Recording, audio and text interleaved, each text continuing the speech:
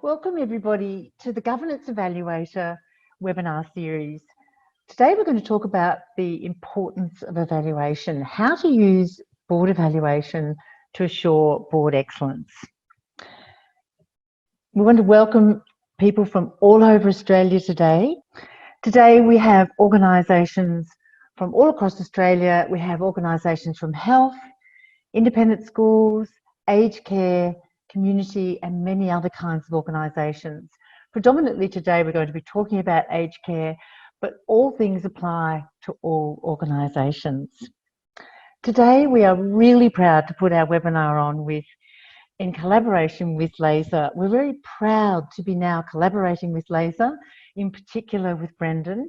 We're going to be providing programs, evaluation programs to all of the aged care boards through this collaboration for whole board evaluation and for director evaluation as well.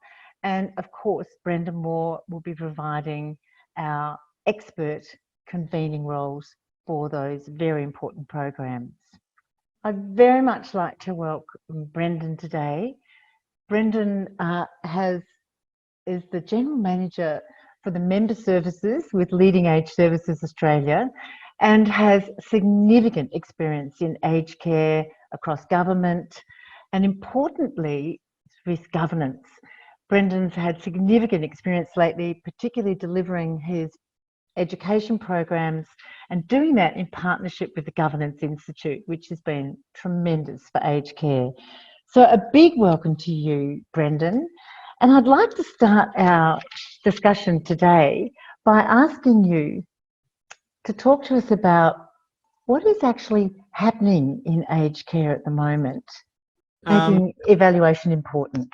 Thanks, Fee. Thank you very much for the invitation to present with you today about such an important topic. In terms of what's happening in aged care at the moment, I think I need to begin with a little bit of a caveat to say that some of the things that I'll be saying and talking about, the experience of those forces and macro changes that are going on within the industry are certainly not being felt uniformly across the industry. And so therefore, the comments that I might make are not always generalisable to everyone. So just a modest caveat to begin with, if I can be so bold. And then in terms of what is actually happening, I think we can't ignore one bullet point that's not on that, which is that there is a crisis that is testing boards' performance, their capability, their risk appetite, and a whole manner of other things that due to COVID-19. That is a real focus for boards at the moment, particularly from a business continuity perspective. And so that's where they're really being tested. In terms of what has been happening, shall we say, in the more longer term changes, we've obviously got the Royal Commission that's having a focus on governance within its hearings, and there's certainly been some interesting hearings for those who are interested and love talking about governance. We've certainly enjoyed those hearings and reading the transcripts of those particular sessions. And then you've also got ASX governance principles changing to focus more on the annual review of boards and directors. We have a different regulator. We've moved from the Quality Agency to the Australian Aged Care Quality and Safety Commissioner. That has also come in with a new set of standards, with a standard 8 of 8 standards that is solely focused on governance. And what the regulator is focusing more on as well is looking at the processes of how organisations are being governed. Are they driving and monitoring improvements? But what we're seeing is that they're not being prescriptive in the approach that organisations should be taking, or necessarily the implementation in terms of what it means to be well run. But in saying that, what we are very much detecting is in the non-compliance or directions or notices or sanctions, which are the regulatory actions that the regulator can take. Standard 8 is appearing, if you like, as the second most frequent standard that is being found fault with within the industry. So it is very much a focal area for our regulator in our industry in aged care. And then lastly, a really important point is that the importance of culture in organisations to have self-reflection and a focus on performance, because what you do at the board level echoes across the whole organisation. So it's really important for boards to have that process of evaluation and a willingness to pursue it openly and transparency, which shows a preparedness to be vulnerable to feedback. And vulnerability is a key feature of good leadership. And that sets the tone for the rest of the organisation. That expression, tone from the top, is one that is used very often, including by the Governance Institute of Australia. A really important point to say is that no one is above assessment of their performance. And it's not something that should be feared, it should be embraced. And it should be part of driving that mindset of continuous improvement within an organisation, doing things as they should be done, and lastly, being accountable for that. So I noticed you've got a slide here. Yes, talk to us about that. Yeah, so this features in the workshop that I deliver. Thank you very much for referencing that before. So Governance in Aged Care is a workshop I've been delivering now throughout last year across the country, just about to move to a format like this for delivery in the times that we're living in. And this is a really important framework that the Governance Institute of Australia has included in that content. And I mentioned that tone from the top, and that is a key feature, a key role for boards. Boards drive culture. And without that tone from the top, the rest of the framework largely becomes a case of spinning wheels, if you like. It doesn't happen without that tone from the top that's set by the board. And that's really important from the evaluation perspective as well. Once you start threading that into the other boxes, I mentioned the word accountability. So there's a real emphasis there on accountability through the evaluation. It's an important feature of governance and control to be assessing your performance in terms of how well you are governed and the control settings within the organisation. It will then influence the recruitment, training and rewards, and we'll discuss that in more detail a bit later. But it's also that very sort of dark blue box there, effective communication and challenge. It is a really important point there that by exposing yourself to being evaluated as directors, you're exposing yourself to challenge, and that links back to that tone from the top point. So it's a nice framework that I spend a bit of time on in the workshop, but it certainly applies when we're talking about evaluation as we are today. Terrific. So Brendan, I guess the piece that I can contribute is I'm endlessly asked what actually is board evaluation. And I suppose in answering that question, it's really important to put it into some sort of context. And let's face it, governance is complex and there is a framework. And being assured about your governance risks, I guess, is what we're all about. And there's 3 types of risks really that we need to think about that relate to governance at the board level. I'm not talking about those organisational risks that need to come up. I'm talking about what are the risks at the board. And they are corporate governance risks, all the systems and processes and those sorts of things. They're the sector governance risks. You know, what are our responsibilities around clinical governance and what have you. And there is the director skills and experience and behaviours, and that is regarded as a governance risk as well. So what I want to say to everybody, what evaluation is, it's just a way that you can know where do you sit with those governance risks. And a good evaluation actually helps you measure yourself within the framework that matches the sector you're in. It gives the directors the chance to see how do we stack up against that framework. It gives you the chance to see how do we know what we've got to do. And incredibly importantly, as you just said before, it enables you to lead the culture of continuous review and development from the top. So back to you, Brendan. Why is evaluating so important? Well, I'll start with referencing the standards again, and the way that the standards have been constructed and they're being assessed as well from what we're seeing from the assessors from the Commission is that it is all related. and the evaluation of the governing body, the impact that that will have, therefore extends out across all the standards, including Standard 8, but the other 7 as well.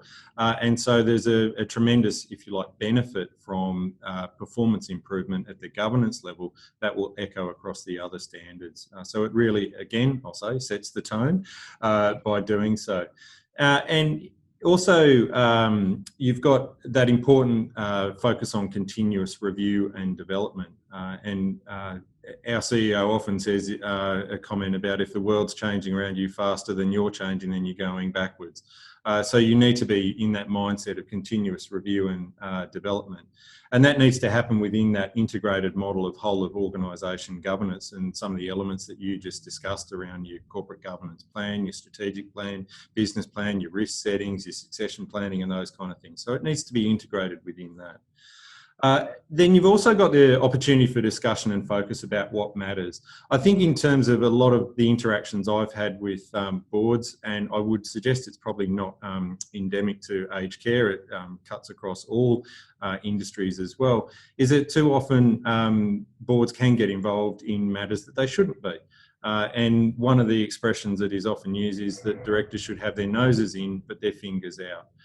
And I think often they do it from the best of intentions to get involved in things that they think they can help with, but it's actually not what they should be doing, and it's not about what matters from a governance perspective. So it will give a discipline and a rigour to direct and shape what the focus of the board and its individual directors should be. And then you're building the team insights into the issues and the problem solving of those particular issues and problems that confront that particular board at that particular time. So you're in a much more informed position to be able to address those particular matters because you've evaluated and you've understood the circumstances which confront you at that particular time. You then also got, it's part of a constant learning process, and I think we've all been watching a lot of webinars in this COVID-19 time, and being open-minded is one of the traits that will actually see you through, and having a positive mindset and a view that things will get better. So it's also really important from that perspective. You will be more successful if you're in that constant learning process.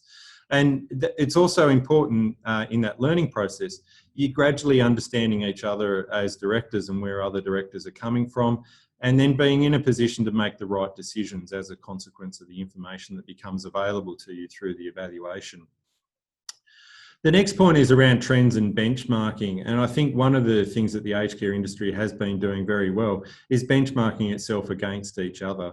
Certainly from a financial perspective, there's a renowned financial benchmarking that's done by an accounting firm, Stewart Brown, and that is widely cited within the industry. But I think there is certainly scope for further benchmarking to be done in other areas, and governance, because of its great impact, I think there is an opportunity there to look at the external benchmarking of governance performance within the industry. One of my particular bugbears and peccadillos around benchmarking is that there isn't enough internal benchmarking done. So people are very much looking across the fence, if you like, keeping an eye on the Joneses and seeing what everyone else is doing and comparing themselves to each other. But they're not necessarily setting internal benchmarks for what they want to be and setting a direction to determine their own fate. So I think that's an important element that boards should also be considering when they're setting out on any sort of evaluation or benchmarking exercise. Then the next point is around the important information for chairs to lead and understand their board. I had a number of interactions with chairs over the years of aged care organisations, and I don't envy them, it must be said. It's a difficult role to be a chair. It's a difficult role to be a chair of an aged care organisation at the moment with such fluidity and flux within the industry, and being able to exercise good governance practices and decision making at the moment is quite a challenge. So anything that can be done in that regard to add further clarity and light to the chair to help them perform their role has got to be a positive in this particular environment. The second last point there around public confidence and trust, it would be remiss of me to not say that in the last 2-3 years, the aged care industry has certainly suffered a few hits to those particular elements of public confidence and trust. Pleasingly, in the crisis we're in, I think some of that confidence and trust has been restored, and I think the industry has risen to the challenge of the crisis that we're in at the moment. But one of the expressions that LASA often uses is your social license to operate. And so having really solid governance practices underpins your social license to operate. It gives further institutional lender or shareholder confidence if you're in the financing game. And then also your customer confidence. And I'll link back to Standard 8 again. One of the really important elements of Standard 8 is the outcome statement that you are out to achieve. And your customer says that this organisation is well run. So there's a public confidence, but there's a customer trust as well. And then the final point there is that evidence indicates it's a key process to achieving high levels of performance. So on the next slide, we've got a little framework of the elements to achieve high levels of board performance. And so you can see at the top there, we've got board composition. And I know boards spend a lot of time focusing on composition, and that's important. That's an input level exercise. So you're looking for the independence, the diligence, the competence and the ethics, the people that are on your board. That's an important step you need to go through. And then you sit through that board systems and structure next level down in your processes area, and you can see the board structure. You're looking at having productive meetings. You have a succession planning system. You have your finance reporting and your risk management. You have strategic information systems. And there, right at the end of that process list, we have performance evaluation. So it's a really key part of your processes that underpin high levels of board performance. And I would suggest that one that perhaps has not had the focus that it should have, whereas all the others certainly have had a good focus on them. That's fantastic, and I would agree with you. We probably haven't had as much of a focus on this as we do. We probably should. So I think that what's really important is what are the key areas that an evaluation can focus on. And I think that I can remember when we originally all started doing evaluation many years ago, you used to be judged on your merit by the size of the evaluation. And I can remember, Brendan, you know, rolling in these things with 300 or 400 questions, and people would usually rather die than actually finish them. It was quite exhausting.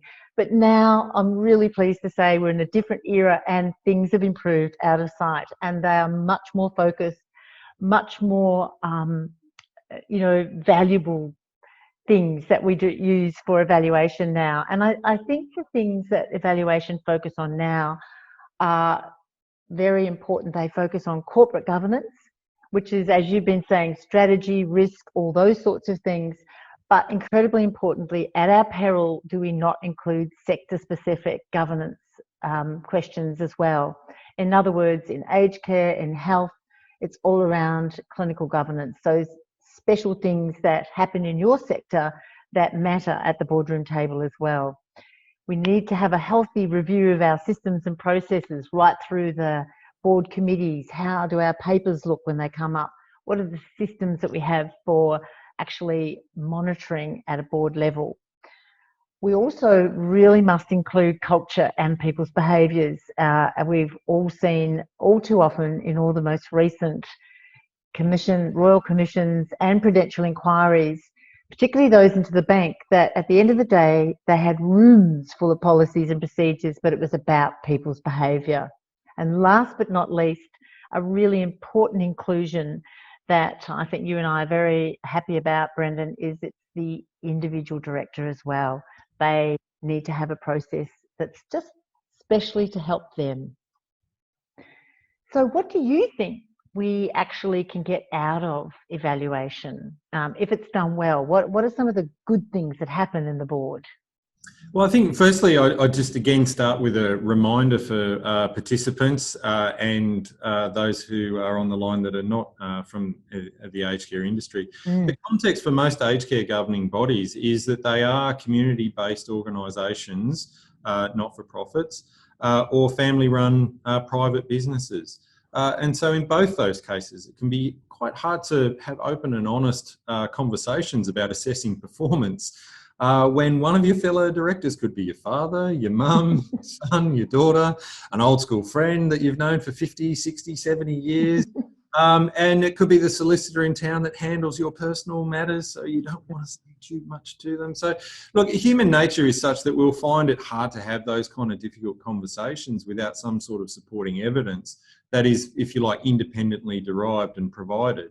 And, you know, the straw man analogy of, or the Trojan horse kind of thing. So I think it's important that that context is acknowledged, and the way in which the evaluation can occur is that it can make that task a lot more easier. And as we said earlier, it should not be feared, it should be embraced. And by doing this in an independent manner, you can overcome a lot of those nervousness around having those conversations. The next point is around, do we know what we don't know? And I think what we have seen in those Royal Commission hearings is that sadly, some directors and chairs of boards have been exposed by the counsel for the Royal Commission in their line of questioning that there was a lot that they didn't know, that they should have known. There was a lot that they should have asked more questions about, and, you know, hindsight is a perfect science. And I think they would reflect on those experiences and say that it was very uncomfortable, but we are now in a much better position. We've been strengthened by the blowtorch of the Royal Commission, and we've got much better governance systems in place now because we now know what we should have been doing all along. So this can be another way to fast track that without the harsh glare of a Royal Commission and the league grilling you. And then the next one is, are we on the money for how we are going, or are we not discerning enough? And I think that links a bit to the points I was just making as well around the harsh spotlight. And without that independent perspective, you might fall guilty to believing your own press, as the saying goes, and believing that you may be a little bit better than you actually could be, and then finding that there actually are some things that you could be doing to improve the board performance. And it's not necessarily a bad thing that you do have that, if you like, learning and discovery. Then you've got the feedback on performance to the governance and sector frameworks. And so I think there's, again, that point we were making before, it's around that coherence and that consistency in applying this to what you are trying to achieve more broadly in your governance, your strategy, your risk management, and your workforce delivery and your client outcomes, because that's why you are in aged care. And then where we are functioning well and perhaps where we are not, I think, again, it comes back to shining a light on areas that may be a blind spot. But really, one of the points I stress often in the training, that when I'm delivering it and when I'm working with boards individually, it's around adding value. As a board, are you adding value to that organisation? Is there a sense of drive coming from the boardroom? Are you pushing that organisation forward? Are you driving it to achieving its purpose? And that's, are you functioning well and not? It may help you find areas that you are not giving it that value-adding perspective and drive. And again, we've talked about the culture. What's the culture like? So what is the culture like within the boardroom? I mean, I've had the pleasure of working with a number of organisations where you could see such high levels of trust and coherence and healthy levels of challenge and a real respect for each other at that boardroom. And that then permeates and cascades to the management that's sitting there with them. And that's pleasing to see. That's when you can see that the culture is in the right place. And then lastly, a good plan with right resources. Again, the famous Jack Welch talks about culture eats strategy for breakfast. So linking from culture into a good plan. Well, also, if you don't have a good plan, or you can have a good plan, but unless you put the right resources in place, it ain't going to happen. So you've got to have that consistency right. You've got to have a good culture. You've got to back it with a good plan, and then you've got to apply the right resources to it. And so I think an evaluation will guide you in where those resources should be applied. So how do you think that flows on to improving performance, Brendan? And as we say, not just in aged care, across all boards.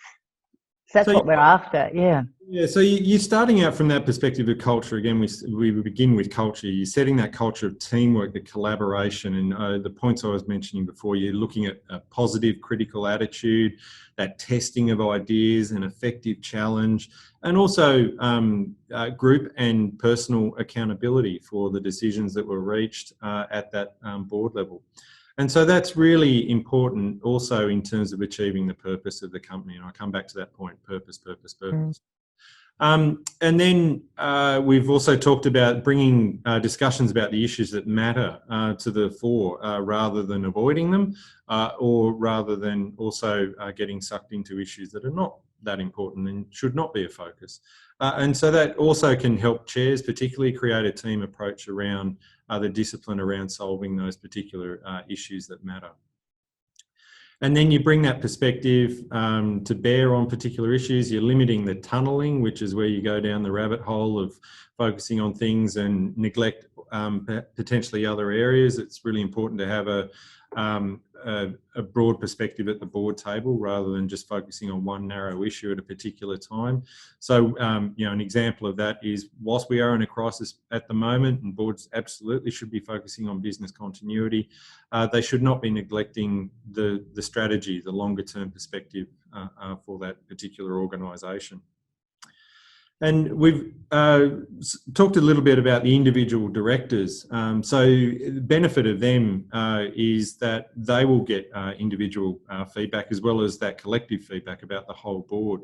And so that's important in terms of meeting the roles and responsibilities for the individuals, but also them as a collective. It can help, shall we say, in a safe manner, bring out some areas for development for individual directors, and that can go into their action plans for the board or their director. And once you've got information, then you're in a much better position to be making decisions, and part of that is choosing the right education. And so we mentioned obviously the governance in aged care workshops that LASA runs that I'm delivering, and they're available right now. There's a series of those coming up in June and July that people can register for right now. And then we've also got some certificate in governance courses that will be released in August, and that's being done in collaboration with the Governance Institute of Australia. So there's a great, if you like, healthy connection between making an evidence-based decision there. Okay, that's good. So I guess one of the things that people are interested in is what are the options in terms of how you can approach evaluation. And I guess that a lot of people say to us, what about the developmental stage of our board? And I think actually it doesn't really matter what the development stage of your board is. Evaluation supports you and helps you if you're feeling like we haven't got things in place, or if you're feeling like we really have got things together. It doesn't matter what your evolutionary stage is. The other thing that's really important about evaluation is it needs to raise awareness. The questions need to be ones that go, okay, they help you understand what we should be doing. In other words, if they've got the right questions within the framework, it helps to lead you as a board to understand what you should be doing. They should cover both corporate and your sector governance information. The other thing that's really important is that results should be approached meaningfully. They are really something that come to life after you've actually had a discussion about them. I think one of the things, Brendan, that we all know is that evaluation can be a little bit subjective. And as you said earlier, you can end up thinking you're a little bit better than you are. But one really important thing to help combat that is to actually have a discussion about the results. And you can often get that thing called the watermelon effect, and that is that everyone's put a green for that. But once you have a discussion about it, it's a bit like watermelon. You've scratched the surface and it's red underneath. And that's what you need to do. That's a good option with evaluation. There needs to be actions from the evaluation. You can't just put it away. You've actually got to decide on just a few things, not too many, and do something about them and keep those going. And importantly, evaluation should lead you to the kind of education that you need. And last but not least, nowadays, I'm with you 100%, Brendan. We need data around the board. In fact, I'm a passionate believer that good governance can be data driven. And that is that we want to see, how do we track as a board year in, year out? How do we look compared to others? And importantly, talk about that, actually use that as part of your decision making. So I guess another thing that I wanted to talk about, Brendan, is we have mentioned that there is quite a new focus on not just the whole board being evaluated, but individual directors as well. And a lot of directors ask us, what does an individual director evaluation entail? And I think it's really important to say that we've done skills matrix a lot over the years, and I don't think we've actually done them really well. We've had a lot of skills matrix that were yes/no answers. Are you a lawyer? Yes or no. We're not being very sophisticated with them. But the one thing we have learnt more recently is that when we do evaluation processes with directors, they should be engaging, uplifting, and again, help identify areas where we're doing really well and help identify areas where we could improve. And we believe that director evaluation should not only ask you about your professional skills, but they should ask you about your sector relevant skills, your understanding of culture, your understanding of your contribution to the board, and importantly, what is the development things that you'd like to do? And we passionately believe that there should be plans that relate to the outcomes of these surveys. And very importantly, we now know from trials we've just done that it's a really good thing to wrap a director's induction plan around the results of their director skills matrix as well, and then bring them into the organisation with a lot more knowledge and a much better plan. So back to you, Brendan. Does evaluating then, in your view, with all of your governance experience, actually help a director to contribute to better board performance? Well, building what you just said, Fee, I think a really simple way of articulating it is, if you know something, you can do something about it. Yeah. That's really true. A really simple point, but within aged care and certainly more broadly across all industries, the first point there is attraction of directors is a real challenge. That's been expressed to me and many staff within LASA a number of times. There are some talented, capable people out there that are looking for director spots. So if you are a director or a senior executive on this webinar at the moment and you are looking for talent, reach out to us, because we are aware of some people that are willing to be on boards at the moment. But I think in terms of where there is a challenge in regional areas, particularly, it's been expressed.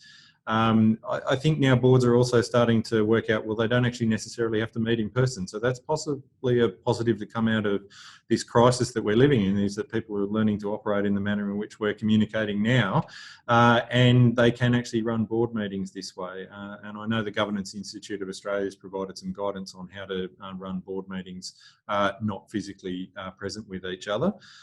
So the important point there is that if you can't get your own, you have to grow your own, quite frankly. And so where we've seen boards with limited turnover, and there can be a variety of reasons for that. Sometimes it's a family-run company, and so there is a structural impediment to turnover.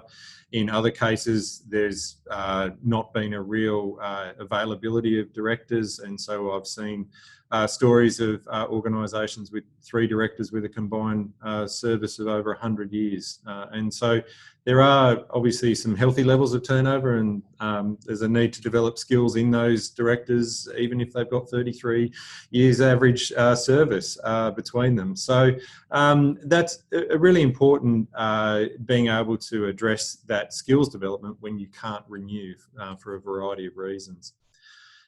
So in terms of director development, one of the often expressed needs that I hear from directors when I talk with them is that they need to know more about aged care in order to perform effectively as a director within aged care organisations.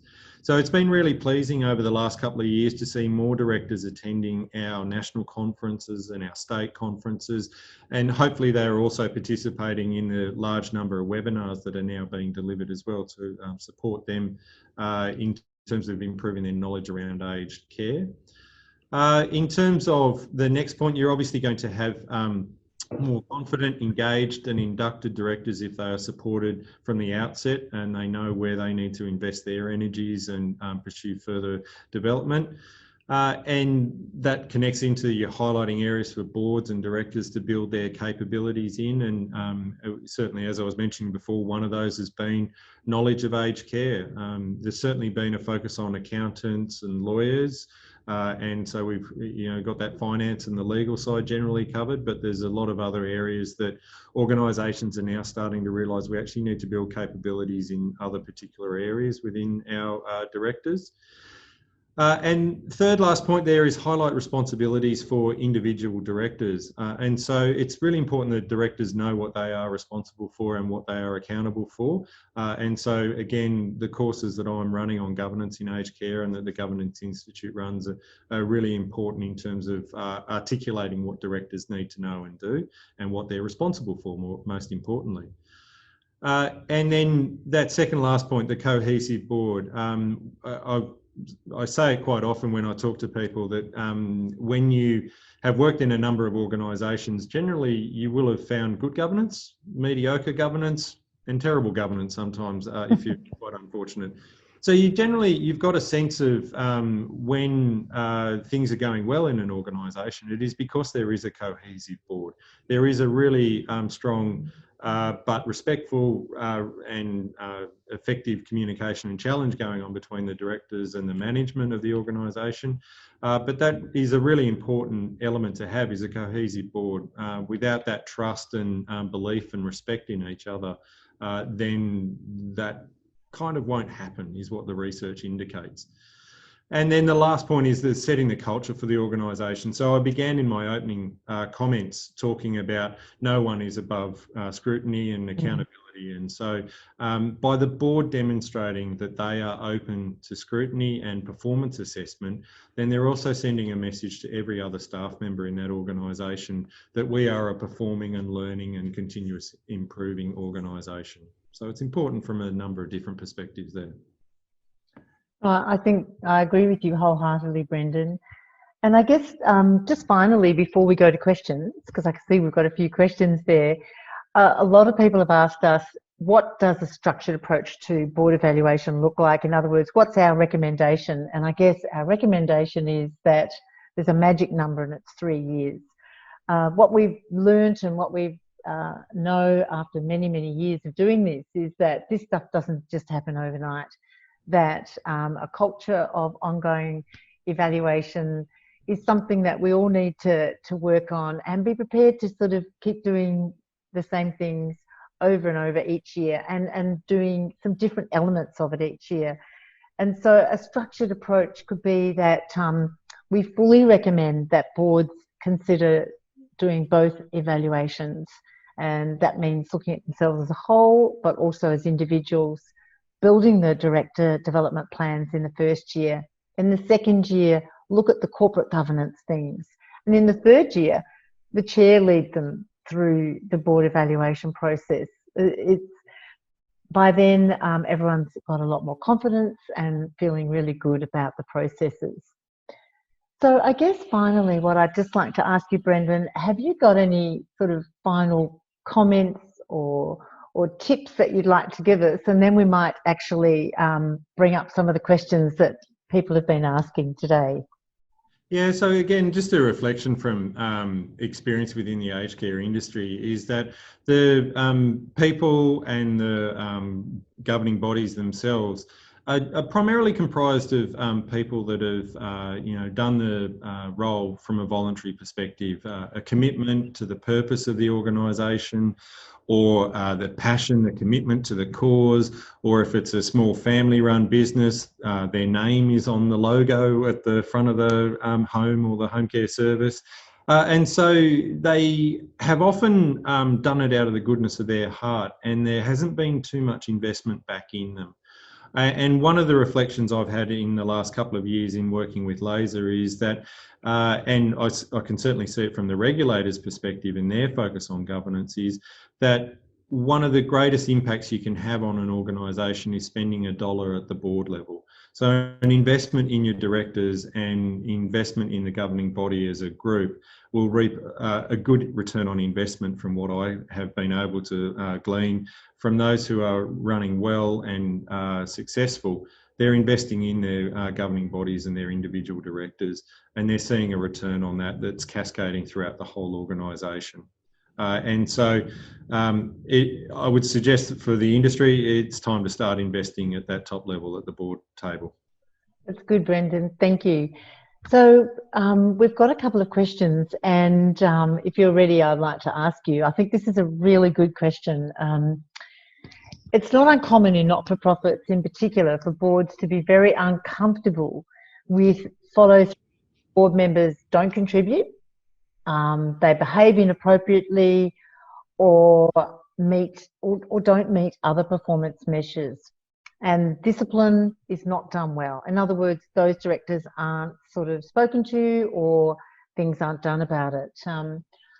What's your advice for how we can build capacity in this area? What are some of the things we can do to help make it a culture of those things aren't acceptable around here? Love to hear if you've got some ideas. Well, look, a challenging first question. Yeah, I know it's a good, but it actually is a very true question. It's very real. And there aren't any easy questions when it comes to governance. No. Because at the heart of what this question is answering is one of the reasons why I'm so excited and passionate about governance, and it's something Fee and I have shared, is that you're dealing with a group of people who are coming together and you're asking them to act in a collective interest. But human beings are generally, not always, they're self-interest maximisers is often how they're portrayed. So it can be a bit of a challenge when you are confronted with that situation where directors are not towing along with the line and they're not, shall we say, buying into the culture that the board is trying to set. So I think in that instance, there's obviously we were talking before about the benefits of having the independent perspective brought into it. So it's not, if you like, feeling like a personal attack from the other directors. There's an independent voice. And often, you know, in organisations I've worked in the public service, you hire consultants to say something that you've been trying to say yourselves, but it's a different voice saying the message, and it's therefore it gets cut through. So I think that independence can help in delivering a difficult message to those particular directors. In terms of the behaviour and the cultures, I think the organisation, I would hope, has, you know, its values. It has a particular focus on the board agenda around culture setting within the organisation and amongst themselves at the board table. So there's probably a bit of time to be spent in that particular area, and led by the chair. So there's a great onus of responsibility on the chair to work through those processes. And I suppose lastly, it does bring to mind that there is possibly an opportunity for board renewal being presented in that situation. And that's, the chair must exhaust avenues, if you like, and if those avenues are exhausted, then I think it's time for the courageous conversation around looking at board renewal. And Brendan, just to support you, another thing that I found is really helpful, which goes back to having the right questions in your evaluation process, is that one of the things that's been really helpful is that that culture module in the Director Development and Skills Matrix, and that there actually are questions around people's behaviour, people's understanding of self-reflection, self-awareness, your behavioural style, those sorts of things. And what that does is it kind of makes holding each other accountable, those sorts of things, legal at the board. Because if they are discussed in a questionnaire, if everyone has to answer those questions, if the results, be it de-identified, are up there in front of everyone, it does become a language that the board is more comfortable with using. So that, I guess that's another reason why I'm such an advocate for not only whole board evaluation, but individual director evaluation as well.